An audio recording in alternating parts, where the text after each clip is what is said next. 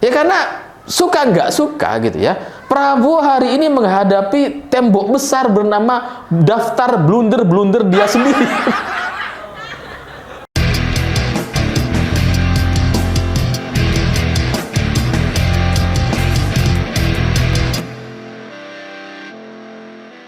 Selamat malam semuanya. Dalam beberapa hari terakhir ini, terutama setelah debat Capres kemarin, terus terang saya jadi teringat dengan peristiwa beberapa bulan yang lalu ketika beberapa orang teman mengajak saya untuk bergabung menjadi bagian dari tim pemenangan Prabowo Subianto. Saya tiba-tiba teringat dengan momen-momen itu gitu, karena ketika mereka menawarkan, mengajak saya dengan anggaran-anggaran yang luar biasa menggiurkan gitu ya, saya selalu menjawab dengan 3 alasan. Yang pertama, saya tahu bahwa Prabowo ini banyak masalah dan saya hafal betul masalah-masalahnya. Dosa-dosa Prabowo itu udah saya hafal betul di luar kepala gitu. Karena bagaimanapun Prabowo adalah lawan Pak Jokowi di 2 kali Pilpres terakhir dan saya adalah pendukung Pak Jokowi. Saya hafal betul masalah Prabowo gitu.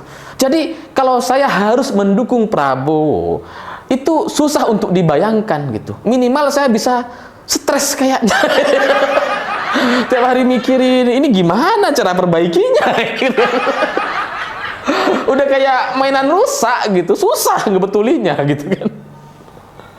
Jadi ya saya membayangkan itu susah untuk saya lakukan dan saya ya sayang kepada diri saya sendiri, sayang kepada tubuh dan atau badan saya gitu ya, nggak mau saya stres seperti itu gitu ya. Jadi saya menolak. Kemudian alasan yang kedua, saya tahu bahwa Prabowo ini tidak bisa memimpin negara sebesar Indonesia karena dia nggak mampu. Jangankan memimpin negara gitu, nanam singkong aja dia nggak bisa gitu kan. Apalagi mau ngurusin ratusan juta jiwa, ngurusin istrinya aja cerai gitu kan. Jadi ya susah untuk saya kemudian bisa mendukung Prabowo karena dalam agama saya kalau kita memilih seorang pemimpin ya kita harus memilih yang mampu. Kalau ada orang yang tidak mampu terus kemudian kita pilih, itu menzolimi negara ini, menzolimi orang yang kita pilih gitu. Lo nggak mampu kok dipilih ya. Nah ini nggak boleh gitu. Dan itu kalau saya paksakan hanya karena alasan-alasan logistik dan sebagainya, itu jatuhnya jadi dosa gitu. Dan saya pikir saya nggak mau berdosa dengan cara-cara yang stres gitu ya. Masih ada banyak dosa-dosa lain yang menyenangkan dibandingkan cuma memilih Prabowo gitu kan. Jadi saya nggak mau gitu, ngapain gitu kan. Terus kemudian alasan yang ketiga, yang ini juga menjadi alasan yang mungkin menjadi faktor terkuat saya untuk menolak mendukung Prabowo, karena saya nggak yakin Prabowo bisa menang gitu. Ya meskipun teman-teman akan banyak yang menertawakan gitu ya, nggak menang gimana gitu, apalagi setelah Gibran jadi cawapres gitu ya, setelah Pak Jokowi kayaknya mendukung Prabowo gitu kan. Banyak teman-teman saya jadi nelponin tuh, gimana bro sekarang katanya.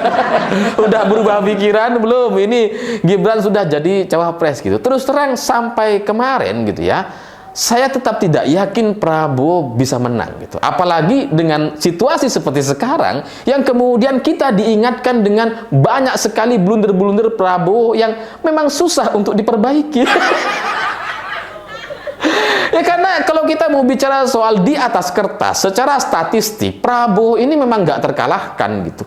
Dan itu bukan cerita baru. Sejak tahun 2014 udah begitu. Prabowo itu kalau soal urusan logistik udah yang paling besar. Udahlah, nggak ada yang bisa ngalahin. Kalau soal urusan adu besar baliho, Prabowo paling banyak, paling besar lagi. Itu juga susah bagi kita untuk ngalahin Prabowo gitu. Apalagi kemudian lembaga-lembaga survei, angka-angka survei.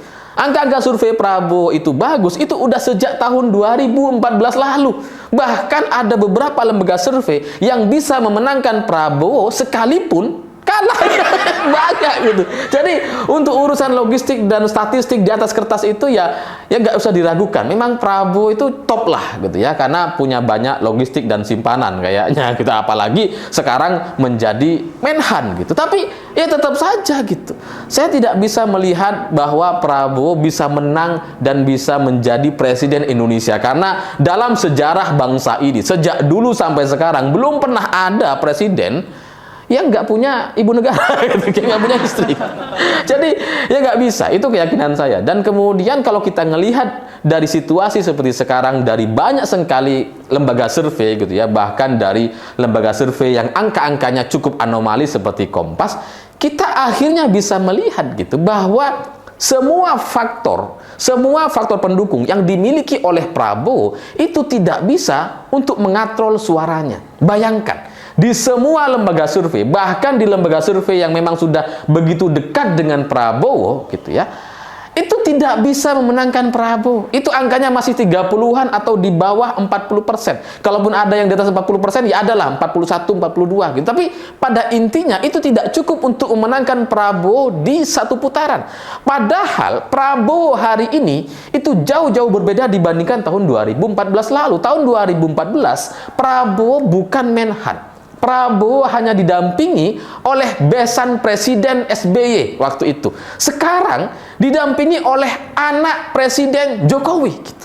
Jadi bobotnya itu beda. Bobotnya Pak Jokowi itu lebih berat lah dibandingkan Pak SBY. Meskipun ya Pak SBY ketua partai waktu itu gitu ya, tapi bobotnya lebih berat Pak Jokowi gitu. Tapi tetap saja ternyata gitu ya, dengan semua faktor yang dimiliki oleh Prabowo hari ini tidak mampu untuk mengatrol suara Prabowo. Suaranya masih sama seperti pilpres sebelumnya, 30-an atau maksimal 40% saja. Itu kan artinya kehadiran Gibran di sana, dukungan pemerintah atau dukungan presiden hari ini kepada Prabowo seperti nggak ada gunanya gitu, seperti mendorong mobil mogok, nggak jalan-jalan gitu. Itu Prabowo sekalipun cawapresnya itu belimbing sayur atau sendal jepit sekalipun atau ayam sekalipun, itu kayaknya emang elektabilitasnya 40%, mentok di sana. Jadi dengan semua dukungan dan pengerahan di mana-mana, itu ternyata tidak bisa membuat Prabowo bisa menang satu putaran. Itu kan artinya masyarakat kita itu sudah tahu, sudah hafal, sudah cerdas semuanya. Mayoritasnya sudah cerdas gitu. Karena mereka bisa menilai bahwa Prabowo itu untuk alasan apapun memang bukan Jokowi. Bahkan Gibran sekalipun yang anak Pak Jokowi itu nampaknya diragukan oleh masyarakat akhir-akhir ini. Makanya kemudian suaranya tidak bisa naik, tetap di sekitar 30-an atau 40%. Padahal dengan klaim pendukungan Pak Jokowi, anaknya Pak Jokowi jadi cawapresnya Prabowo, semestinya untuk survei 60% itu kecil saja bagi Prabowo gitu. Karena ya Prabowo punya segalanya sekarang. Dia Menhan gitu ya, partainya sudah besar, dia didukung sama presiden, anak presiden jadi cawapresnya, jadi pendampingnya. Kenapa kemudian suaranya masih sama seperti seolah-olah semua faktor-faktor pendukung itu nggak ada? Itu kan artinya masyarakat kita sudah jauh-jauh lebih cerdas dari sebelum-sebelumnya. Makanya kalau kita ngelihat Prabowo terutama setelah debat kemarin, itu ternyata blunder-blundernya itu terus terjadi sampai hari ini. Udah kayak hujan gitu, bercucuran. Di mana-mana gitu. Sampai saya tuh kadang, aduh, banyak juga konten yang harus saya bikin ini.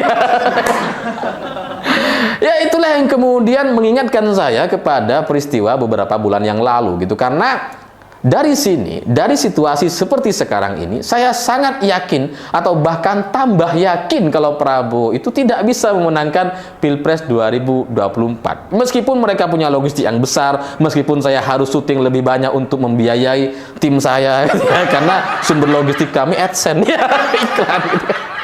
Ya tetap aja gitu. Keyakinan saya bahwa Prabowo itu tidak bisa menang. Apalagi sekarang ditambah dengan blunder endasmu. Ini bagi saya adalah satu cara kerja semesta bagaimana Prabowo itu kemudian ditegur dengan sedemikian rupa. Karena ketika mereka sedang menggarap Jawa Tengah dan Jawa Timur, karena mereka yakin menang di Jawa Barat, dan kalau mereka bisa menggarap Jawa Timur dan Jawa Tengah, mereka percaya bisa menang satu putaran gitu ya. Di tengah-tengah proses, di tengah-tengah upaya para timnya yang bekerja setiap harinya, tiba-tiba Prabowo keceplosan dasmu. Itu bagi orang Jawa adalah sebuah umpatan makian yang sangat-sangat keras, dan kita tidak mungkin memilih pemimpin yang memaki dengan cara-cara seperti itu. Tidak mungkin memilih pemimpin yang sekasar itu. Karena kalau orang Jawa kemudian mau milih Prabowo, itu kan artinya makian-makian dasmu itu kan levelnya ya orang-orang rakyat jelata. Seperti apa namanya, tukang bangunan, ya, orang-orang yang di bawah gitu ya, orang-orang pedesaan, miskin gitu kan. Itu kan yang biasanya mereka sampaikan. Orang-orang yang tidak punya status sosial yang baik, orang-orang yang tidak punya jabatan yang baik, atau minimal bukan orang yang ingin maju sebagai calon presiden gitu. Jadi hari ini di tengah upaya Prabowo untuk menggalang suara di tanah Jawa, terutama di Jawa Timur dan Jawa Tengah gitu ya, dia tiba-tiba mengucapkan satu pernyataan yang blunder, yang itu bisa membuat dia jadi nggak dipilih gitu. Ya karena suka nggak suka gitu ya, Prabowo hari ini menghadapi tembok besar bernama daftar blunder-blunder dia sendiri. Kalaupun ada orang mau bilang bahwa itu cuma bercanda, itu cuma gurauan dan sebagainya gitu, iya. Ada beberapa orang Jawa yang bercanda dengan cara-cara yang kasar seperti itu, iya. Tapi percayalah, itu minoritas, sebagian kecil orang. Jadi mayoritasnya masyarakat Jawa itu sepakat bahwa ucapan dasmu seperti itu adalah ucapan yang kasar, yang tidak layak disampaikan oleh seorang calon pemimpin, apalagi dalam sebuah rapat internal partai. Nggak cocok gitu. Jadi kalau sekarang kemudian Prabowo mau kampanye di tanah Jawa, itu udah lupakanlah gitu ya. Orang Jawa akan melihat gitu, ngapain ya kita milih pemimpin yang kayak gini gitu kan. Ya karena bagaimanapun orang Jawa itu adalah orang-orang yang sopan gitu ya, orang-orang yang santun, mayoritasnya orang seperti itu. Dan Prabowo hari ini sedang melawan mayoritas masyarakat Jawa. Dia kalau bilang bahwa dia hanya bercanda atau kemudian itu ucapan-ucapan yang biasa digunakan, yaitu biasa digunakan oleh kelompok minoritas orang Jawa yang cara bercandanya dengan cara-cara yang kasar. Minoritas tuh ada, tapi kecil. Mayoritasnya nggak bisa gitu. Kita nggak bisa menerima itu dan kemudian menganggap ucapan Prabowo itu adalah ucapan yang sangat-sangat kasar atau bagian dari makian. Jadi di tengah upaya Prabowo ingin meraih suara besar di tanah Jawa ini, dia sendirilah yang membatalkannya. Dia sendirilah yang mengucapkan ucapan-ucapan blunder sehingga membuat orang jadi muak. Dan ini bagi saya adalah bagian dari cara-cara kerja semesta untuk melindungi Indonesia, untuk melindungi negara kita dari pemimpin yang tidak layak untuk menjadi pemimpin seperti Prabowo Subianto. Ya karena kalau sudah semesta yang bekerja, maka percuma logistikmu besar, percuma baliho-baliho besar, percuma survei-surveimu ada di mana-mana. Karena kalau cara-cara kerja semesta ini terus terjadi dalam beberapa hari ke depan, Prabowo tidak akan bisa melawannya. Karena apa yang sudah menjadi takdirnya nampaknya memang kalah dan kalah lagi. Saya pikir itu. Terima kasih sudah menonton. Begitulah kura-kura.